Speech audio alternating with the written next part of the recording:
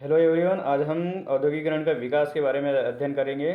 औद्योगिकरण का विकास कैसे हुआ, औद्योगिकरण का विकास कैसे हुआ, इसके बारे में हम चर्चा करेंगे। यहाँ पे एक फोटो दिया हुआ है, डाउन ऑफ द सेंचुरी। तो यहाँ पे मार्च एंड टू स्टेप लिखा हुआ है। पीछे में देखो, यहाँ पे बहुत सारे डायग्राम दिए हुए हैं। सो गाइज, चित्र में डॉन ऑफ द सेंचुरी के बारे में दिया हुआ है। ईटी पॉल म्यूज़िक कंपनी के न्यूयॉर्क और अमेरिका, इंग्लैंड, 1900 के हैं।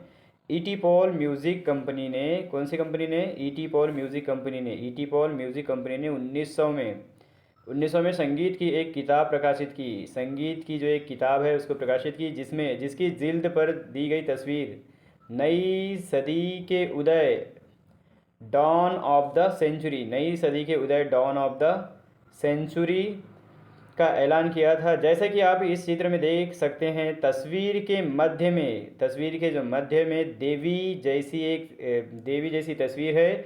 यह देवी हाथ में नई शताब्दी का एक ध्वजा यानी झंडा लिए प्रगति का एक फरिश्ता दिखाई देती है। उसका एक पाँव जो है पंखों वाले पहियों पर टिका हुआ है, यह पहिया जो है समय का प्रतीक है। ये जो पहिया है ये किसका प्रतीक है? समय का पहिया है। उसकी उड़ान भविष्य की ओर है, और जो इसकी उड़ान जो है भविष्य की ओर है। उसके पीछे उन्नति के चिन्ह तैर रहे हैं, जैसे कि उन्नति के चिन्ह जैसे रेलवे, कैमरा, मशीनें, प्रिंटिंग प्रेस यानी छपाई के प्रेस, और एक है कारखाना। ये जो है उन्नति के चिन्ह तैर रहे हैं इसके पीछे। मशीन और तकनीकी का यह महिमा मंडल एक अन्य तस्वीर में है। मशीन और तकनीक का जो यह महिमा मंडल एक अन्य तस्वीर में और भी ज़्यादा साफ दिखाई देता है। यह तस्वीर एक व्यापारिक पत्रिका के पन्नों पर 100 साल से भी पहले छपी थी।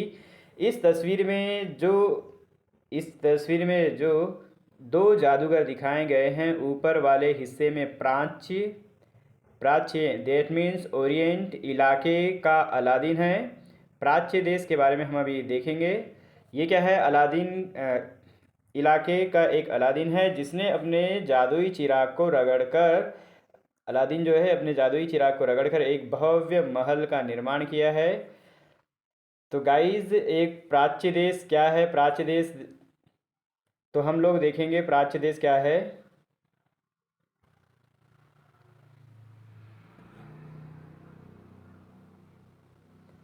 तो एक नया शब्द है प्राच्य। प्राच्य का मतलब हम लोग अभी समझ लेते हैं। तो प्राच्य देश का मतलब होता है, जैसे हमारे पास में एक ये अर्थ है, पृथ्वी है। पृथ्वी में ऊपर में कर्क रेखा, बीच में भूमध्य रेखा, और नीचे में कर्क रेखा है। कर्क रेखा, ये भूमध्य रेखा, बीच वाला भाग भूमध्य रेखा, भूमध्य रेखा। और इसके बाद में ऊपर में सबसे ऊपर है कर्क रेखा। तो गाइस, कर्क रेखा है। तो ये वाला जो इलाका है ये एशिया महाद्वीप के अंतर्गत आता है, एशिया महाद्वीप।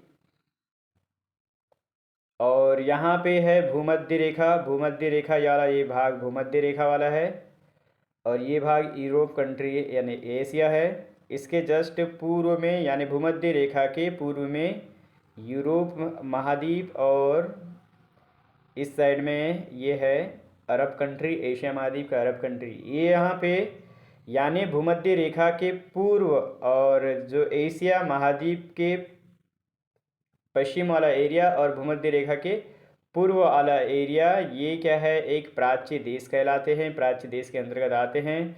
तो प्राच्य देश में हमारे पास में यूरोप में जैसे अगर देखा जाए तो ये क्या है? यूरोप कंट्री है।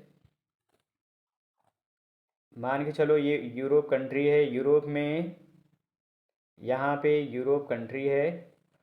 तो गाइस, यूरोप कंट्री में Britain, France, Germany, England, Italy, Switzerland इत्यादि देश आते हैं, बुल्गारिया, ये सब प्राच्य देशों के अंतर्गत आते हैं। अगर एशिया के पश्चिम में अगर देखा जाए, भारत के पश्चिम में, तो भारत के पश्चिम पाश्चात्य देश जो है ये अरब कंट्री, जहाँ अरब कंट्री वाला जो एरिया है जहाँ पे प्राचीन काल में व्यापार ट्रेड किया जाता था, व्यापार किया जाता था अरब देशों से। तो गाइस, प्राच्य का मतलब होता है, प्राच्य यहाँ पे लिखा हुआ है भूमध्य सागर के पूर्व, यानी जो भूमध्य सागर है, भूमध्य सागर के पूर्व वाला एरिया जो है, भूमध्य सागर के पूर्व और एशिया महाद्वीप के, तो ये जो इलाका है यहाँ पे क्या है, पाश्चात्य देश है, ये भूमध्य सागर है।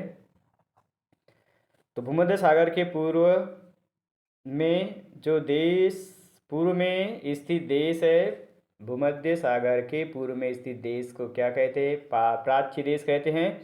आमतौर पर ये जो है एशिया के लिए इस्तेमाल किया गया है, एशिया महाद्वीप के लिए ये इस्तेमाल किया गया है, यानी भारत के लोग इसको प्राच्य देश या पाश्चात्य देश के बारे में बोल सकते हैं। पश्चिमी नज़रिए में प्राच्य इलाके जो है पूर्व आधुनिक पारंपरिक और रहस्यमय थे।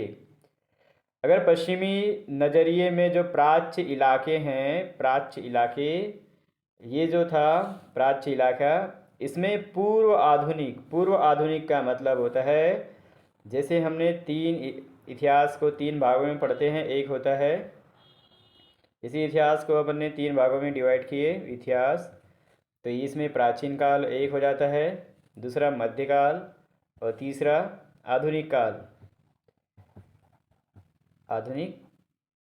काल।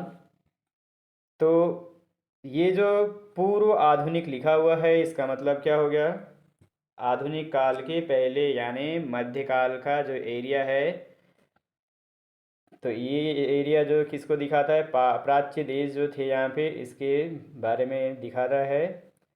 तो पारंपरिक रहस्यमय थे जो पश्चिमी इलाके जो थे, यानी भूमध्य सागर के पूर्व में और जो एशिया महाद्वीप के इनके बीच का जो इलाका था, ये प्राच्य देशों के अंतर्गत आते हैं। तो प्राच्य देशों में एक रहस्यमय था। ओके, तो गाइज एक आधुनिक मैकेनिक है, नीचे एक आधुनिक मैकेनिक है जो अपने आधुनिक और